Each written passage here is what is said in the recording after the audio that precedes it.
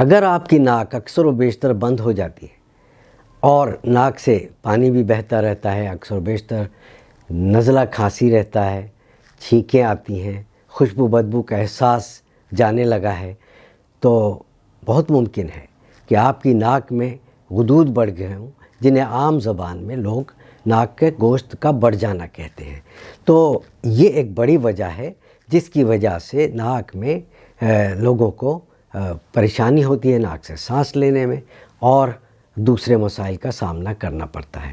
میں ہوں آپ کا پروفیسر ڈاکٹر محمد وسیع اللہ خان، اور آپ دیکھ رہے ہیں میرا یوٹیوب چینل۔ آج ہم بات کریں گے نہایت ہی اہم مسئلے پر، جس کو ہم کہتے ہیں نیزل پالیپس، یا عام اردو زبان میں ناک کے غدود یا ناک کے گوشت کا بڑھ جانا۔ تو اس کی وجوہات سب سے پہلے میں عرض کر دوں آپ سے کہ کیا ہو سکتی ہے۔ اس کی سب سے بڑی وجہ تو جو ناک میں غدود یا گوشت کا بڑھ جانا ہوتا ہے وہ ہے ناک کی الرجی، جو کہ بعض لوگوں کو پیدائش سے ہی ماں باپ سے منتقل ہو رہی ہوتی ہے، اور الرجک ٹینڈنسی ہوتی ہے جو کہ بعض لوگوں میں موجود ہوتی ہے، اور وہ تھوڑی سی عمر کے بعد وہ اس کے علامات ظاہر ہونے لگتی ہیں۔ تو پہلی سب سے بڑی وجہ جو ناک میں غدود پیدا ہونے کی یا گوشت کے بڑھ جانے کی ہے، وہ ہے الرجی، یعنی الرجک رائنائٹس، یعنی ناک میں الرجی کا ہونا۔ اب اس میں ہوتا کیا ہے، تھوڑا سا میں سمجھا دوں آپ کو کہ الرجی کی وجہ سے اریٹیشن ہوتی ہے ناک کے میوکوزا میں۔ اس کی وجوہات مختلف ہوتی ہیں۔ ہم نے الرجک رائنائٹس پر ایک ویڈیو بنا رکھا ہے جو آپ دیکھ سکتے ہیں، اس میں میں نے وجوہات عرض کی ہیں۔ تو اس میں بھی میں مختصراً آپ کو کہہ دوں کہ سب سے بڑی وجہ جو ناک میں الرجی ہونے کی ہے وہ ہے ہاؤس ڈسٹ، یعنی گرد و غبار، مٹی اور گرد و غبار میں موجود جراثیم۔ یہ سب سے بڑی وجہ ہے، لیکن الرجی کی اور بھی بہت ساری وجوہات ہیں جس کی وجہ سے لوگوں کو الرجی کے علامات ہوتی ہیں۔ اور جب وہ الرجی مثلاً لوگوں نے پیٹس رکھے ہوتے ہیں گھر میں، طوطے پالے ہوتے ہیں، پرندے پالے ہوئے ہوتے ہیں، ان کے پروں کی وجہ سے بھی بعض لوگوں کو الرجی ہوتی ہے۔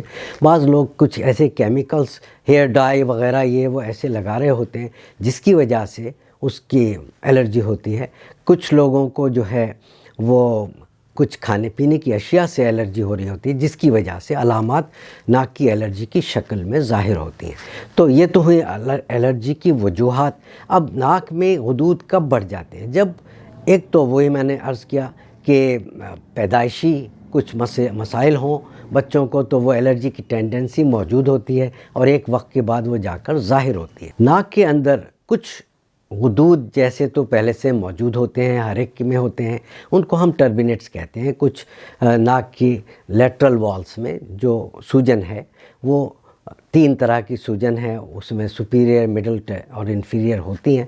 ان سوجن کے علاوہ وہاں پر کچھ الرجی کی وجہ سے اس ناک کی جھلی میں یا میوکوزا میں سوجن پیدا ہونے لگتی ہے، اور وہ پھر رفتہ رفتہ اس سوجن کے اندر پانی سا بھرنے لگتا ہے الرجی کی وجہ سے، اور وہ ایسی ہو جاتی ہیں جیسے آپ مثال میں دے سکتا ہوں کہ انگور اور انگور کا گچھا، تو وہ مختلف چھوٹے انگور کی شکل میں وہاں پر وہ تھیلیاں سی بن کر لٹکنے لگ جاتی ہیں ناک کی دیوار سے۔ اس کو ہم کہتے ہیں نیزل پالیپس، یا ناک کے غدود بڑھ گئے آپ کے، حالانکہ وہ غدود نہیں ہیں جیسے میں نے پہلے عرض کیا۔ تو وہ جب بڑھ جاتے ہیں اور بڑھتے جاتے ہیں تو رفتہ رفتہ وہ دونوں طرف ناک میں ناک کو بند کرنے لگتے ہیں، اور اس ناک بند ہونے کی وجہ سے لوگوں کو کیا کیا شکایت ہوتی ہیں۔ بعض اوقات تو اتنے بڑھ جاتے ہیں کہ ناک کے باہر تک وہ لٹکنے لگ جاتے ہیں، لیکن ہوتے وہ انگور کی شکل کے ہی ہیں، اور اسی طرح کے کلر کے ہوتے ہیں، لائٹ گرے کلر، ایسی تھیلیاں سی لٹکی ہوتی ہیں۔ اب دونوں طرف ہیں چونکہ، تو ناک بالکل اکثر لوگوں کی بند ہونے لگ جاتی ہے۔ اس کے علاوہ جو علامات ہوتی ہیں وہ سر میں مستقل درد اور نیند نہ آنا، اور بے چینی اور خوشبو بدبو کا احساس مٹ جانا، کھانے میں ذائقہ نہ آنا، سر میں شدید درد، اور اس کے علاوہ کچھ کمپلیکیشنز بھی پھر اس سے پیدا ہونے لگ جاتی ہیں۔ مثلاً جب ناک اور کان کی ٹیوب بھی اس ناک بند ہونے کی وجہ سے ہو جاتی ہے، تو پھر وہ کان کی علامات بھی ظاہر ہوتی ہیں، اوٹائٹس میڈیا، یعنی کان میں بھی انفیکشنز ہوتے ہیں، یا پانی بھر جاتا ہے پردے کے پیچھے، اور لوگوں کو سنائی میں مسئلے ہونے لگتے ہیں۔ تو یہ تو ہوئی कुछ मुख्तसर अलामात, लेकिन जब इसमें लोग परवाह नहीं करते और ये बढ़ते ही जाते हैं गुदूद, तो ये गुदूद असल में आते तो शुरू होते हैं साइनसेस से, और साइनसेस वो कैविटीज़ हैं, वो छोटी छोटी खड्डे हैं, गड्ढे हैं जो हमारी नाक के गिर्द जो हड्डियां हैं उनमें वो गड्ढे मौजूद हैं, वो हड्डियां कैविटीज़ मौजूद हैं। उन कैविटीज़ में ये म्यूकोज़ा जो है सूजने लगता है, फूलने लगता है, और वहाँ से फिर बढ़ता हुआ वो नाक के अंदर ज़ाहिर होता है पॉलिप्स की शक्ल में। तो असल मसला और ख़राबी जो होती है वो है म्यूकोज़ा की, और वो म्यूकोज़ा भी कौन सा, साइनसेस का। साइनसेस एक तो हमारे यहाँ पे नाक के ऊपर के हिस्से में फ्रंटल साइनस हैं, फिर यहाँ आँखों के मीडियली दोनों तरफ एथमॉइडल साइनसेस हैं, ये दोनों तरफ मैक्सिलरी साइनसेस हैं। तो अक्सर ये इन साइनसेस में वो पॉलिप्स पैदा होते हैं, फिर वो बढ़ते बढ़ते नाक के अंदर आ जाते हैं, नाक के अंदर से वो नाक के पीछे तक चले जाते हैं, और यूँ एक बहुत बड़े इलाके को वो घेर लेते हैं, और मरीज़ जो है वो उसकी समझ में नहीं आता कि अब इसका हल क्या है। ये बात मैं वाज़े कर दूं कि पॉलिप्स की सिर्फ़ एक ही वजह नहीं होती कि एलर्जी है, उसके अलावा भी एक बड़ी वजह है साइनस में इन्फेक्शंस। बाज़ लोगों को इन्फेक्शंस हो रहे होते हैं साइनसेस में, जो मैंने साइनसेस का भी ज़िक्र किया है, और उन साइनसेस के क्रॉनिक या पुराने इन्फेक्शन की वजह से वहाँ जिल्द उसके अंदर की सूज कर वो पॉलिप्स की शक्ल में नाक के अंदर ज़ाहिर हो जाती है। तो ये भी एक बड़ी वजह है। इन अलामात की सूरत में ज़रूरी है कि आप ENT के अच्छे मुआलिज से रुजू करें। जब मरीज़ हमारे पास आता है तो हम उसका अच्छी तरह नाक का, कान का, गले का मुआयना करते हैं, और उसके बाद कुछ उसमें इन्वेस्टिगेशंस भी करते हैं। मसलन एंडोस्कोपिक व्यू देखा जाता है कि अंदर नाक में कहाँ कहाँ गोश्त बढ़ा हुआ है, किस हद तक वो बढ़ा हुआ है।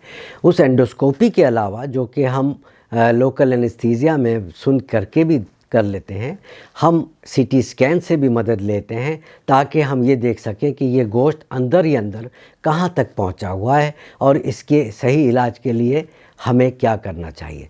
अगर जो ये पॉलिप्स यानी नाक के जो गुदूद हैं सिर्फ नाक की हद तक ही महदूद हैं, और थोड़ा बहुत रास्ता उसमें दवा के जाने का या क़तरों के जाने का है, तो हम कोशिश यही करते हैं कि उसका इलाज दवाओं से करें।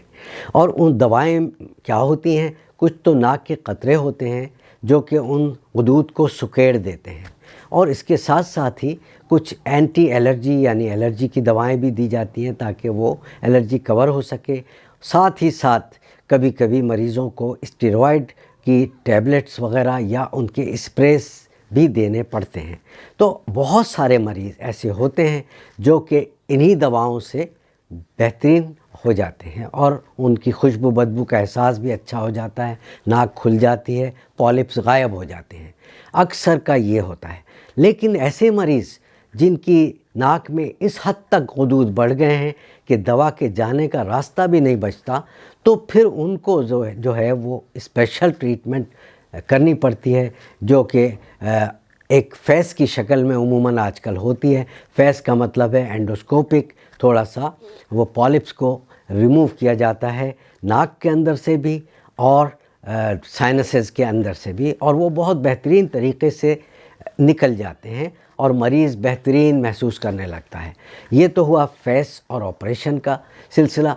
लेकिन इसमें एक बड़ी मुसीबत ये है कि अगर जो मरीज़ फॉलो अप में नहीं आता, बार बार दिखाता नहीं जब डॉक्टर उसको बुलाता है, तो पॉलिप्स इसलिए ही बदनाम है कि वो फिर वापस आ जाते, फिर से पैदा हो जाते, और मरीज़ कहता है ये इनका तो इलाज ही सही नहीं होता, ये तो होते नहीं। असल मसला मरीज़ के साथ है कि वो बार बार जब डॉक्टर उसको बुलाता है देखने के लिए तो वो आता नहीं, या ये कि बहुत अरसा गुजार दिया, दवाई रोक दी।